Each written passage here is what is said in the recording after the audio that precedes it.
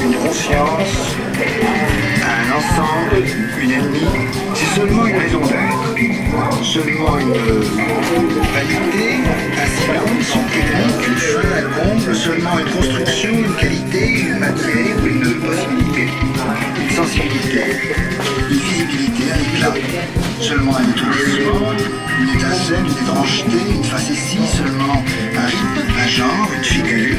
C'est seulement une perception, une faculté, une subtilité, un raffinement, un luxe, un sentiment, une virtualité.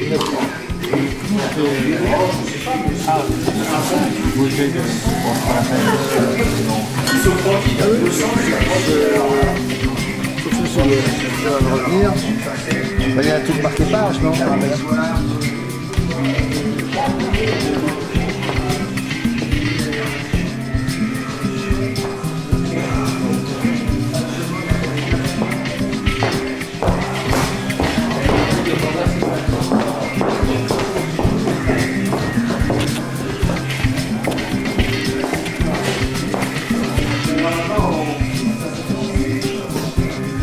Bon, alors bonsoir Thierry, nous sommes devant un beau tableau, ici même.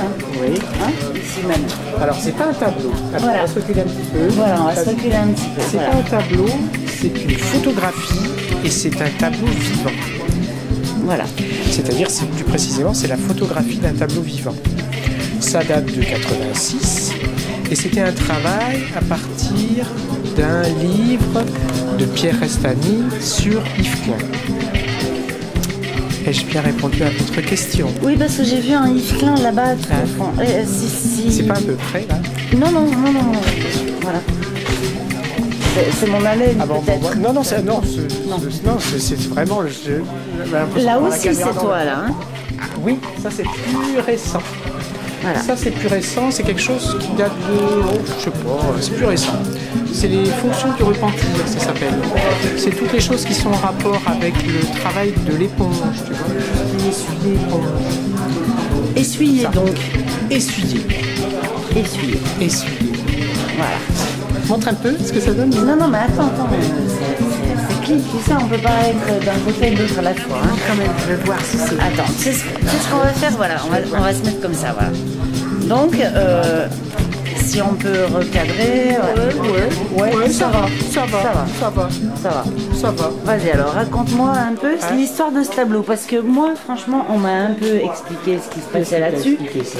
Eh bien, il y a quelqu'un qui m'a dit qu'il y avait donc une photo, là, voilà, là, et que finalement, tu avais mis cette photo qui était une vue latérale, mais qu'en fait, le dispositif que tu avais utilisé, tu avais suspendu la prise Alors, de vue. c'est pas une photo. Je vais t'expliquer ça très facilement. En fait, c'était une toile grande toile qui faisait quelque chose comme, je sais pas, 4 mètres sur 4 mètres, hein, sur laquelle j'avais posé une vraie chaise. Ouais.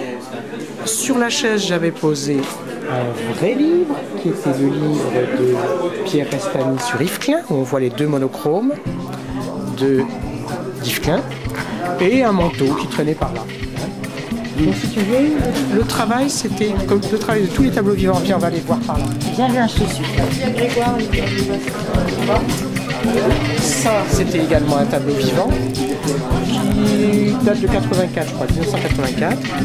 Et à chaque fois, c'était le travail de la présentation et de la représentation. C'est-à-dire la présentation du corps réel, le corps présenté au réel, et le corps représenté. Ce qui m'intéressait, c'était de voir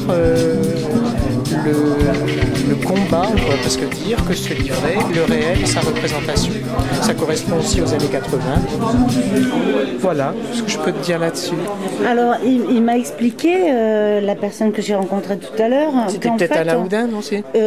Cette image-là, tu l'avais créée, en fait, tu étais couché. C'est-à-dire que tes pieds ne touchaient pas le sol. Exactement. Alors, tu remarqueras que les pieds ont cette position un petit peu, je dirais, égyptienne, parce que le corps était couché sur la toile. L'appareil photo était placé en hauteur, donc un petit peu comme si on faisait une photographie aérienne. Tu comprends ? Et alors, si on veut la petite subtilité dans cette histoire-là, c'est que le corps peint est également avec les pieds placés de la même manière. Tu vois ce que je veux dire ? C'est-à-dire que le corps représenté était lui-même issu d'une série de photographies d'un corps présenté au réel. Tu me suis ? Oui, oui. C'est-à-dire ceux qu'on prenne en photo et qu'on s'en sert pour faire une représentation.